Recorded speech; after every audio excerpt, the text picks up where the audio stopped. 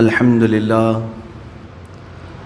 لله الحنان المنان الذي خلق الإنسان وعلمه البيان والصلاة والسلام على رسوله سيد الإنس والجان وعلى آله وأصحابه ذوي الخير والإحسان أما بعد فأعوذ بالله من الشيطان الرجيم بسم الله الرحمن الرحيم بارگاہ رسالت معاب صلی اللہ تعالیٰ علیہ وسلم میں درود پاک کا ہدیہ پیش کریں۔ اللہم صلی علی سیدنا و مولانا محمد معدن الجود والکرم وآلہ واصحابہ الکرام وابنہ الکریم وبارک وسلم صلاة دائمة سرمدا ابدا۔ عزیزان گرامی وقار، اللہ عز و جل کا فضل و کرم و احسان ہے کہ ہم مومن ہیں، ایمان والے ہیں۔ ایمان کسے کہتے ہیں؟ ایمان یقین کرنے کو کہتے ہیں، ٹرسٹ کرنا، کسی پر بھروسہ کرنا، اعتماد کرنا۔ اب کس پر بھروسہ کرنا اور کس پر یقین کرنا؟ تو اسلام یہ بتاتا ہے کہ اللہ کو ایک مان کر اس پر یقین رکھنا یہ ایمان ہے۔ اس کی کتابوں کو، اس کے رسولوں کو، اس کے فرشتوں کو، قیامت کے دن کو، تقدیر کو، مرنے کے بعد دوبارہ اٹھنے کو، ان تمام معاملات کو اگر کوئی دل سے یقین کرتا ہے تو اسی کو کہتے ہیں یہ ایمان ہے۔ ایمان جو نام ہے یہ قلب کی، دل کی ایک کیفیت کا نام ہے، یہ نظر نہیں آ سکتی۔ کس کے دل میں ایمان ہے نہیں ہے یہ کوئی نہیں بتا سکتا، دل کی ایک کیفیت کا نام ہے۔ ظاہر سی بات ہے میرے دل میں ابھی کیا چل رہا ہے وہ آپ نہیں بول سکتے، آپ کے دل میں ابھی کیا ہے مجھے نہیں خبر ہے۔ تو دلوں کی کیفیت میں سے ایک کیفیت کا نام ایمان ہے۔ اسی طرح سے کفر بھی ہے، ایمان کا اپوزٹ کفر ہے۔ کفر بھی دل سے کسی کا انکار کرنا، اللہ کا یا رسولوں کا یا قیامت کا یا ضروریات اسلام میں کسی چیز کا انکار کرنا، اس کا بھی تعلق دل سے ہے اور زبان سے بھی ہے۔ اب یہاں پر مجھے آج جو گفتگو کرنی ہے وہ یہ ہے کہ دو قسمیں پوری دنیا میں موجود ہیں، ایمان والوں کی اور اہل کفر کی، کفار و مشرکین۔ ایک طرف کفار جو اپنے کفر کو برملا اظہار بھی کرتے ہیں، اعلان بھی کرتے ہیں کہ ہم اللہ وحدہ سبحانہ تعالیٰ کو اقرار نہیں کرتے یا نہیں مانتے۔ وہ لوگ یہ کہتے ہوں قرآن کو نہیں تسلیم کرتے، رسول کو نہیں مانتے، وہ علل اعلان کافر ہیں، وہ اپنے کفر کا اعلان بھی کرتے ہیں۔ اور انہی کے برعکس بحمدہ تعالیٰ ہم ایمان والے ہیں، علل اعلان اپنے ایمان کا اظہار بھی کرتے ہیں۔ ہم اللہ کو ایک مانتے ہیں، برملا ہم یہ ہر جگہ کہتے بھی ہیں، چھپاتے نہیں۔ قرآن کو حق کتاب تسلیم کرتے ہیں، رسول کریم صلی اللہ علیہ وسلم کو سب سے آخری رسول مانتے ہیں۔ یہ ہم کبھی چھپا کر کے رکھتے ہیں اس چیز کو؟ ایمان والے بھی کھل کر کے اظہار کرتے ہیں، کفار بھی اپنے کفر کا کھل کر اظہار کرتے ہیں۔ ان دونوں کے درمیان ایک جماعت ہے جس کا نام منافق ہے۔ اس کی تعریف کیا ہے؟ منافق کہتے کسے ہیں؟ میں آج اسی سلسلے میں آپ کو معلومات پیش کرنا چاہوں گا۔ فرمایا گیا کہ جو دل میں ہے اسے ظاہر نہ کرے، جو دل میں رکھا ہے اسے ظاہر نہ کرے، بلکہ جو دل میں موجود ہے اس کے خلاف بیان کرے، اسی کو منافق کہتے ہیں۔ دل میں کفر ہے، دل میں اسلام کا بغض ہے، عداوت ہے، دشمنی ہے، لیکن زبان سے کچھ اور باتیں کہتا ہے، اس کو منافق کہتے ہیں۔ منافق جو لفظ ہے یہ عربی سے بنا ہوا ہے، نفق سے یا نافقہ سے۔ عربی کی لغت اگر ڈکشنری دیکھیں تو آپ کو پتہ چلے گا کہ ایک جنگلی چوہا جس کے دو منہ ہوا کرتے ہیں اس کو نافقہ کہتے ہیں۔ جنگلی چوہا جس کو گوہ بھی کہتے ہیں، اس کے دو منہ ہوا کرتے تھے، ہوتے بھی ہوں گے، ہم نے تو دیکھا نہیں، لیکن لغت میں یہ بتایا گیا ہے کہ اس کے دو منہ ہوتے ہیں، کبھی ادھر سے کبھی ادھر سے کھاتا ہے۔ تو اسی طرح منافق کی دو صورتیں ہوتی ہیں، دو شکلیں ہوتی ہیں، کبھی وہ ایمان ظاہر کرتا ہے اور کبھی کفر ظاہر کرتا ہے۔ اور نفق کہتے ہیں ٹنل کو، عربی میں جو ٹنل ہوتی ہے نا، انڈر گراؤنڈ گاڑیاں جاتی ہیں، اس کو نفق کہتے ہیں عربی میں۔ اور نفق کے بھی دو منہ ہوتے ہیں، ایک طرف سے گاڑی نکلتی ہے، داخل ہوتی ہے، اور دوسری طرف سے گاڑی نکلتی ہے۔ اس کو ٹنل آپ انگلش میں کہتے ہیں اور اسی کو عربی میں نفق کہتے ہیں۔ اسی نفق سے منافق بنا ہے۔ کیوں نفق سے منافق کیسے؟ اس لیے کہ منافق جو ہے ایک راستے سے اسلام میں داخل ہوتا ہے، دوسرے راستے سے اسلام سے خارج بھی ہو جاتا ہے۔ وہ مجمع عام میں مسلمانوں کے ہاں لا الہ الا اللہ پڑھتا ہے اور کفار و مشرکین کے پاس جا کر ان کے خداؤں کی پوجا بھی کرتا ہے۔ تو یہ منافق ہے، ایک راستے سے داخل ہوا ٹنل کی طرح اور دوسرے راستے سے نکل بھی جاتا ہے۔ یہ سب سے ڈینجر قسم ہے منافقت کی۔ اب آپ کو اندازہ ہونا چاہیے، سورہ بقرہ ہم شروع کرتے ہیں، قرآن کی ابتدائی سورت، سورہ فاتحہ کے بعد جو سب سے پہلی سورہ ہے کون سی ہے؟ سورہ بقرہ۔ سورہ بقرہ جب آپ تلاوت کریں گے تو شروع سے لے کر کے جو آیتیں آئی ہیں، الف لام میم ذالک الکتاب لا ریب فیہ ھدی للمتقین، یہاں سے لے کر کے 5 آیتیں کنٹینیو ایمان والوں کی شان میں آئی ہیں۔ یؤمنون بالغیب، یہ غیب پر ایمان لاتے ہیں ایمان والے لوگ، اللہ کو دیکھے نہیں پھر بھی ایمان لاتے ہیں۔ یقیمون الصلاۃ، نمازوں کو قائم کرتے ہیں، اور اللہ نے انہیں جو کچھ بھی دیا ہے وہ اس میں خرچ کرتے ہیں، اور جو اللہ نے ان پر اتارا ہے کتابوں میں اس پر یہ یقین رکھتے ہیں۔ اولئک علی ھدی من ربہم واولئک ھم المفلحون، یہی ہدایت پر ہیں اور یہی اللہ کی بارگاہ میں کامیاب بھی ہیں۔ 5 آیتیں ایمان والوں کے لیے ہوئیں، 5 آیتیں ایمان والوں کے لیے۔ اس کے بعد پھر آیتیں ہیں کفار و مشرکین کے لیے، ان الذین کفروا سواء علیہم اانذرتہم ام لم تنذرہم لا یؤمنون ختم اللہ علی قلوبہم وعلی سمعہم وعلی ابصارہم غشاوہ ولہم عذاب عظیم۔ اللہ فرماتا ہے جو لوگ کفر کر چکے، اب ان کے لیے اے محبوب برابر ہے، ان کو آپ ڈرائیں نہ ڈرائیں وہ ایمان نہیں لائیں گے۔ کون؟ کافروں کے لیے اللہ ان کے دلوں پر مہر لگا چکا ہے، ان کے دلوں میں کوئی بات حق کی پہنچتی نہیں ہے، ان کے کانوں پر پردہ ہے، ان کی آنکھوں پر پردہ ہے۔ یہ کس کے لیے کہا گیا؟ کفار کے لیے۔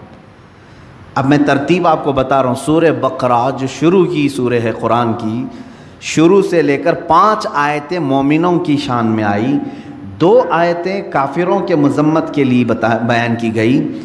وَمِنَ النَّاسِ مَن يَقُولُ، یہاں سے آیتیں شروع ہوتی ہیں، دوسرا رکوع شروع ہوتا ہے، یہاں سے لے کے کنٹینیو 13 آیتیں صرف منافقوں کے متعلق بیان فرمائیں۔ اللہ رب العزت نے 13 آیتیں کنٹینیو منافقین کے متعلق آئی ہیں۔ اس سے اندازہ ہو سکتا ہے کہ یہ کفار و مشرکین سے بھی زیادہ ڈینجر قسم کی ایک جماعت ہے، کیونکہ کفر ظاہر ہے اور اسے ہم پہچانتے ہیں، شرک ظاہر ہے اور اسے پہچانتے ہیں، لیکن منافقت ایک ایسی قسم ہے جو ہمارے درمیان ہو تو ہم کو بھی نہیں معلوم، کافروں کے درمیان ہو تو کافروں کو بھی نہیں معلوم۔ یہ دونوں کو دھوکہ دینے والی جماعت ہے۔ اسی لیے قرآن میں اللہ نے فرمایا یخادعون اللہ والذین آمنوا، یہ اللہ کو دھوکہ دینے کی کوشش کرتے ہیں اور ایمان والوں کو، وما یخدعون الا انفسهم، لیکن ساتھ میں رب تعالیٰ نے یہ بھی فرمایا وہ سوائے اپنی جان کے کسی کو دھوکہ دے ہی نہیں سکتے، وہ خود اپنے آپ کو دھوکہ دے رہے ہیں۔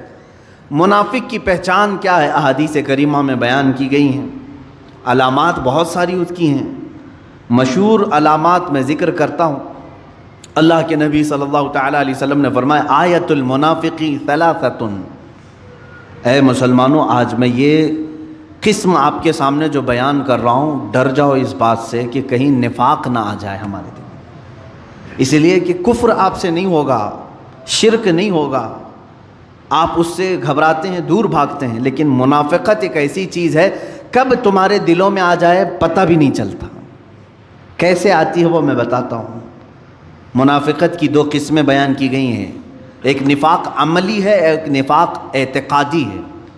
عقیدے میں منافق بھی ہوتا ہے اور عمل میں بھی منافق ہوتا ہے، دونوں چیزوں کی تشریح میں کروں گا۔ پہلی چیز تو میں یہ بتاتا ہوں کہ کیوں یہ منافقت کے متعلق میں نے آج موضوع کو چھیڑا ہے، کیونکہ رب تعالیٰ نے جہاں دردناک عذابات کا ذکر فرمایا ہے قرآن پاک میں، جہنم کے 5ویں پارے کی اخیر صفحے کی آیت ہے سورہ نساء میں، اللہ تعالیٰ فرماتا ہے ان المنافقین فی الدرک الاسفل من النار، اللہ فرماتا ہے جہنم کے سب سے نچلے طبقے میں ہم منافقین کو رکھیں گے، سب سے نیچے والا طبقہ۔ یہ نیچے والے طبقہ کیوں کہا گیا؟ اس لیے کہ وہاں سے نکلنے کی کوئی صورت ہی نہیں ہے۔ وَلَن تَجِدَ لَهُمْ نَصِيرًا، اللہ فرماتا ہے ہرگز ان کے لیے کوئی مددگار وہاں نہیں پہنچے گا، نہ ان کی آواز کہیں کسی دوسرے تک پہنچے گی۔ یہ کس کے لیے؟ منافقین کے لیے۔ جہاں کافروں کے عذاب کی بات آئی ہے، عذاب عظیم آیا ہے، عذاب علیم ہے، عذاب مہین ہے، لیکن منافقین کے متعلق کہا گیا جہنم کے سب سے نچلے طبقے میں وہ رہیں گے، سب سے نیچے والے حصے میں رہیں گے۔ عزیزان گرامی اوقات، منافقت کیسے ہے اس کے متعلق آیتیں بھی ہیں۔ پوری سورہ منافقون آ گئی 28ویں پارے، پوری سورہ ہے منافقون۔ اذا جاءك المنافقون قالوا نشهد انك لرسول الله، قالوا نشهد انك لرسول الله والله يعلم انك لرسوله والله يشهد ان المنافقين لكاذبون۔ یہاں سے سورہ شروع ہو رہی۔ کیسے آتے ہیں منافق؟ حضور صلی اللہ علیہ وسلم سے رب تعالیٰ فرما رہا ہے اے محبوب، منافقین آپ کے پاس آتے ہیں اور یوں کہتے ہیں ہم گواہی دیتے ہیں کہ آپ اللہ کے رسول ہیں۔ یہ کہتے ہیں آپ اللہ کے رسول ہیں، اور رب تعالیٰ فرماتا ہے اللہ ضرور جانتا ہے کہ آپ اللہ کے رسول ہیں، لیکن اللہ اس بات کی گواہی دیتا ہے کہ منافق جھوٹ بول رہے ہیں، وہ آپ کو آخری رسول نہیں تسلیم کرتے ہیں، وہ تو صرف جنگوں میں موجود مال غنیمت حاصل کرنے کے لیے آپ کے پاس آ رہے ہیں۔ جب دیکھا اسلام کا بول بالا تو جماعتوں میں شریک ہو گئے، اور جب دیکھا کہ اسلام پر کوئی مصیبت آئی تو یہاں سے چھوڑ کر چلے گئے۔ اس طرح کی مثالیں مدینہ طیبہ میں بہت مرتبہ ہوئیں۔ اللہ کے حبیب صلی اللہ تعالیٰ علیہ وسلم جب مدینہ طیبہ تشریف لائے تو یہاں سب سے بڑا جو خطرہ تھا وہ یہودیوں سے زیادہ منافقین سے تھا۔ ہر بات جا کر لیک کرتے تھے یہودیوں کے پاس، عیسائیوں کے پاس، کہ محمد صلی اللہ تعالیٰ علیہ وسلم آج یہ پلاننگ کر رہے تھے، یہ باتیں کر رہے تھے، ہر چیز یہاں کی لے جا کر وہاں پہنچاتے تھے۔ کئی دنوں تک یہ معاملہ چلتا رہا۔ جنگ بدر کے بعد تو بہت سارے لوگ اسلام میں داخل ہوئے۔ جنگ بدر ایک ایسی فیصلہ کن جنگ تھی، صرف 313 مسلمان ہیں اور 1000 سے زیادہ کافر ہیں۔ 313 کو جب فتح عظیم مل گئی تو ان لوگوں نے سوچا کوئی تو طاقت ہے ان کے پاس، ساتھ ہو جانا چاہیے۔ جنگ بدر کے بعد بہت مسلمان ہوئے، بہت مسلمان ہوئے، اور وہی جنگ احد ایک ہی سال کے بعد ہوئی۔ اب مسلمانوں کی تعداد 1000 سے زیادہ تھی، جب 313 تھے سال بھر پہلے، اب سال کے بعد 1000 سے زیادہ تھی تعداد۔ اب کی بار جب کفار و مشرکین آئے تو مسلمانوں کو شکست ہوئی۔ یہ اللہ تعالیٰ کی طرف سے آزمائش تھی کہ یہاں پر منافقین کو اب باتیں بنانے کا موقع مل گیا۔ جتنے وہ مال غنیمت لوٹنے کے لیے اسلام لائے تھے وہ سب میدان چھوڑ کر بھاگ آئے، مدینہ طیبہ کی طرف آئے اور کہنے لگے کیا ہم نہیں کہتے تھے کہ یہ کمزور لوگ ہیں، ان کے ساتھ نہیں ہونا چاہیے، ہمارا سب برباد ہو جائے گا۔ مدینہ طیبہ واپس لوٹ آئے۔ یہ منافقت کی اقسام تھیں میرے عزیزو۔ اسی طرح یہ معاملہ چلتا رہا جنگ خندق میں۔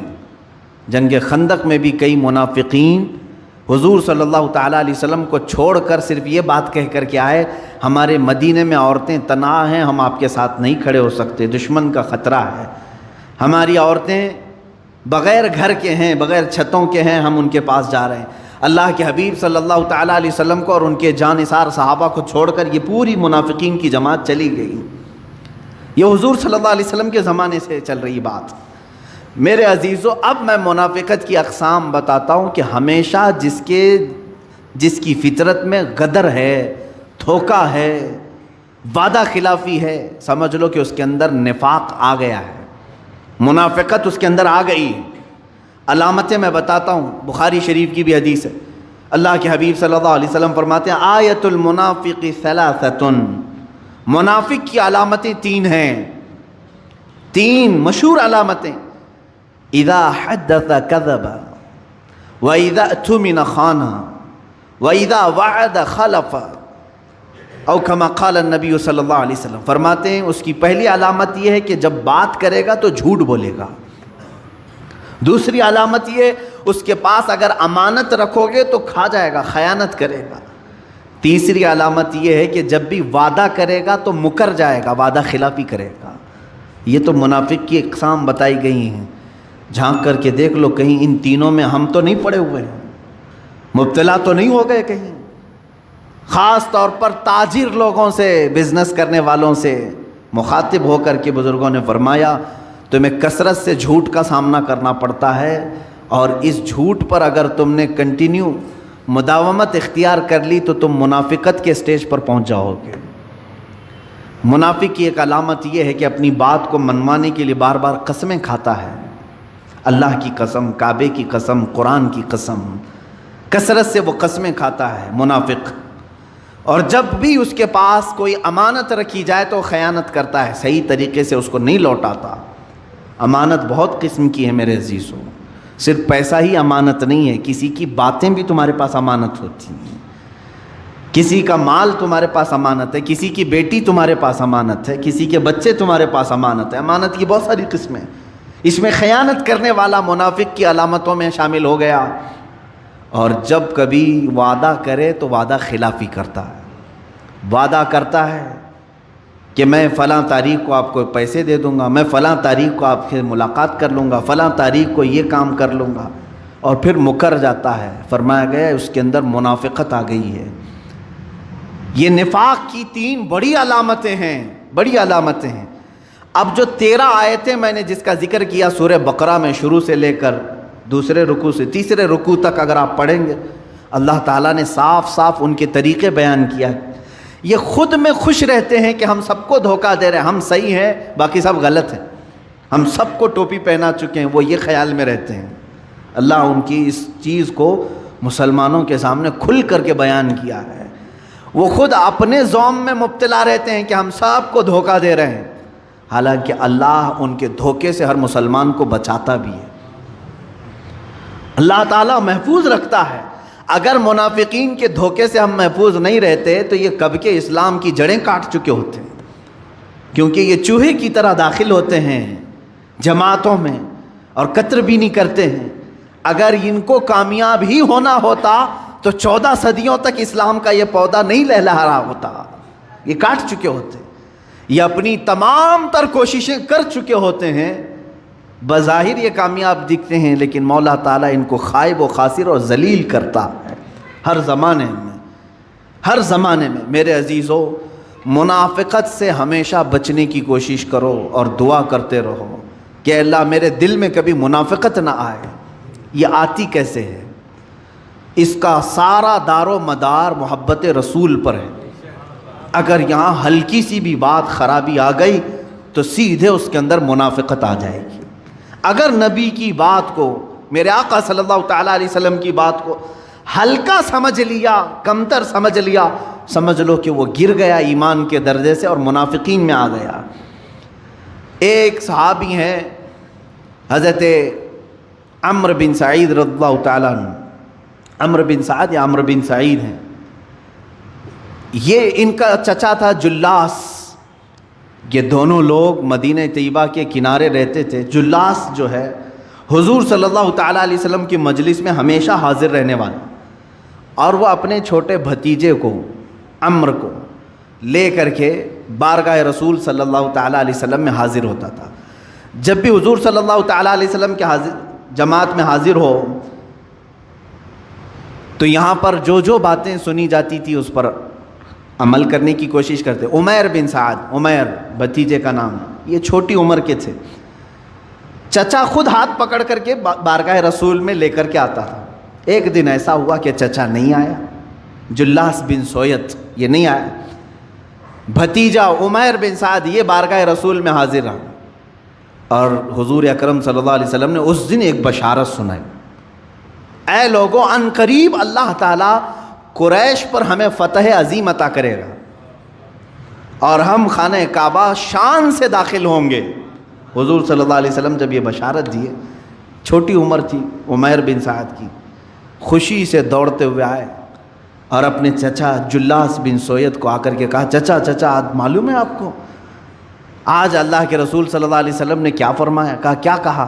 کہا اللہ کے رسول نے فرمایا کہ عنقریب اللہ قریش پر انہیں فتح عظیم عطا کرے گا، شان سے وہ داخل ہوں گے۔ جلاس بن سوید نے کہا ہے اگر محمد کو فتح ہو گئی تو ہم گدھے سے بدتر کہلائیں گے۔ دل کا منافق تھا، حضور صلی اللہ علیہ وسلم کے بارے میں کہہ گیا، جبکہ وہ مجلس رسول میں کنٹینیو حاضر ہونے والا شخص اور اپنے بھتیجے کو پکڑ کر کے لانے والا شخص۔ عمیر بن سعد نے کہا چچا آپ ہی تو مجھے لے کر جاتے تھے۔ کہا لے کر جاتا تھا لیکن بڑی بڑی باتیں مت کرو، محمد کی بات اور ہے، قریش کی بات اور ہے۔ عمیر بن سعد وہاں سے فوراً بھاگتے ہوئے نکل آئے کہ چچا کا دماغ خراب ہو گیا ہوگا، یا تو یہ اب تک نہیں جانتے تھے۔ اب بتائیں بھتیجا خود چچا کی منافقت کو نہیں سمجھ پا رہا تھا۔ عمیر بن سعد بارگاہ رسول میں حاضر ہوئے، صحابہ بیٹھے ہوئے تھے، یہ چھوٹی عمر کے تھے، بڑے صحابہ تھے، حضور صلی اللہ علیہ وسلم کی بارگاہ میں کھڑے ہو کر کے بار بار کچھ کہنے کی بات کر رہے ہیں، کچھ عرض کرنے کی بات کر رہے ہیں، موقع نہیں مل پا رہا ہے۔ جلاس کو اپنے چچا کو بول کر کے آئے تھے میں آج تیرا بھانڈا پھوڑوں گا، پوری طرح سے تیری پول کھولوں گا، حضور اکرم صلی اللہ علیہ وسلم کی بارگاہ میں جا کر بیان کروں گا۔ وہ گھبرا بھی گیا لیکن بچہ اب دوڑتے ہوئے آ گیا۔ اب یہاں پر تھوڑی دیر کے بعد بار بار وہ اٹھ رہے ہیں، اپنی گردن اٹھا رہے ہیں، تو حضور نے فرمایا کیا کہنا اٹھو۔ حضور صلی اللہ علیہ وسلم نے موقع دیا تو کھڑے ہوئے کہا کہ حضور ایک بات عرض کرنی ہے، میرا چچا منافق ہے۔ جلاس بن سوید سب کے کان کھڑے ہو گئے۔ جلاس بن سوید سب کی نظر میں ایک نیک شخص تھا، عمر والا شخص تھا، پابندی صوم و صلات، نماز اور روزوں کا بڑا پابند شخص، اور ایک بچہ ایسا کہ صحابہ نے بٹھا دے بیٹھ جا، لگتا ہے اس کے چچا نے مارا ہو رہا ہوگا، اس کے خلاف آ کے شکایت کر دیا، بیٹھ جاؤ۔ پھر وہ کھڑے ہوئے کہ نہیں یا رسول اللہ صلی اللہ علیہ وسلم میں گواہی دیتا ہوں۔ حضور صلی اللہ تعالیٰ علیہ وسلم بھی دیکھتے رہے ان کی طرف، بولو۔ اسی اسنا میں جلاس بن سوید دوڑتا ہوا آ گیا، چچا بھی آ گیا، آیا دیکھا کہ شکایت کرنے کے لیے میرا بھتیجا کھڑا ہے، روتے روتے آیا بارگاہ رسول میں، کہا یا رسول اللہ صلی اللہ علیہ وسلم آج گھر میں یہ تاخیر سے آیا، میں نے ایک تماچا لگایا تو یہ کہا کہ میں تمہارے خلاف حضور سے شکایت کرتا ہوں، پتہ نہیں میرے بارے میں کیا آ کر کے کہا آپ سے۔ صحابہ نے کہا نہیں ہم کہہ رہے تھے کچھ تو گھر میں جھگڑا ہوا ہوگا اور یہ آ کر کے اس پر اتنا بڑا الزام لگا دیا۔ یہ عمیر بن سعد رونے لگ گئے، چھوٹی عمر کے ہیں اور ایک طرف یہ منافق ہے، دوسری طرف بڑے بڑے صحابہ کو قائل کرنا ہے، ان کو کنونس کرنا ہے، لیکن اللہ کے نبی صلی اللہ تعالیٰ علیہ وسلم دلوں کے حالات کو جانتے تھے۔ اللہ کے نبی صلی اللہ علیہ وسلم نے فرمایا عمیر تم بولو تمہاری بات کیا ہے۔ عمیر بن سعد نے پوری بات بتائی، میں مجلس سے اٹھ کر کے جب گیا تو میرے چچا نے ایسی ایسی بات کہی، اللہ کے حبیب صلی اللہ تعالیٰ علیہ وسلم نے اپنی گردن جھکا لی، ان کی برات میں کچھ نہیں کہا، عمیر بن سعد کی حمایت میں ایک جملہ بھی نہیں فرمایا۔ صحابہ جواب کے انتظار میں، جلاس کھڑا ہے، اچانک جبرائیل امین آیت لے کر کے آ گیا، وَلَقَدْ قَالُوا كَلِمَةَ الْكُفْرِ وَكَفَرُوا بَعْدَ إِسْلَامِهِمْ۔ اللہ نے فرمایا اے حبیب یہ سچ کہہ رہا ہے، یہ کافر ہو چکا ہے اسلام لانے کے بعد جو آپ کی شان میں گستاخی کر رہا تھا۔ قرآن کی آیت آئی 10ویں پارے میں، اللہ تعالیٰ کے حبیب صلی اللہ علیہ وسلم نے فرمایا عمیر بن سعد کی گواہی اللہ نے قبول فرمائی ہے۔ عزیزان گرامی وقار، کسی بھی منافق کو اگر آس پاس پاؤ تو کھل کر کے اس کا اظہار کرو، کوئی تمہاری بات مانے نہ مانے اللہ تمہاری تائید میں ہے، اللہ تمہاری حمایت میں ہے۔ اسی لیے میں آج کہتا ہوں منافقین اگر ہماری جماعت میں کہیں نظر آئیں تو اس کا اظہار ہو، بتا دیا جائے کہ اے مومنین ان منافقین سے بچو جو بظاہر تمہیں اسلام کے نام پر گمراہ کریں گے اور لے جا کر کے کسی اور کی گود میں ڈال دیں گے، تمہیں جہنم کے راستے پر لگا دیں گے۔